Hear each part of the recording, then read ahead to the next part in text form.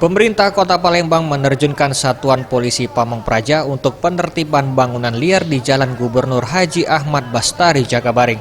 Aksi ini menuai protes dari sebagian pedagang yang tidak menginginkan penertiban tersebut dilaksanakan.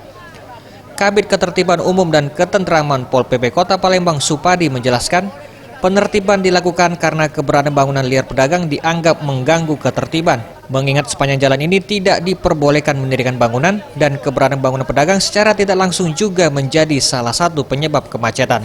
Sebelum penertiban ini digelar sejak bulan Agustus 2019, para pedagang telah diberikan himbauan sehingga penertiban ini tidak bersifat dadakan. Sementara dengan adanya protes di lapangan, hal tersebut akan disampaikan kepada pimpinan untuk dicarikan solusi terbaiknya.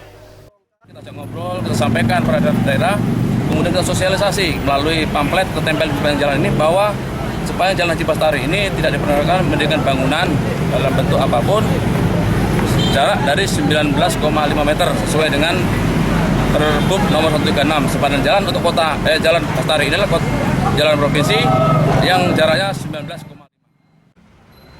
Sementara itu, salah satu pedagang Fanani Avata mengatakan menyesalkan penertiban ini karena pembongkaran yang dilakukan terkesan tebang pilih. Selain itu, sebelum ditertibkan, pedagang diminta untuk memindahkan lapaknya, sementara tidak ada solusi lahan yang sesuai dari pemerintah. Perbedaan, tidak ada keadilan. Nah, di situ tidak dibongkar kok, di sini dibongkar. Yang namanya undang-undang itu, aturan itu harus dibongkar semua. Ya katanya harus pindah situ. Bapak persiapkan lahan apa tidak? Kalau Bapak menyuruh saya pindah, lahan yang mana saya akan duduki? Tanah siapa? Kalau tanah orang pasti digusir, nanti digusir Pol PP pula. Bapak punya sekian. Tim Liputan Sriwijaya TV.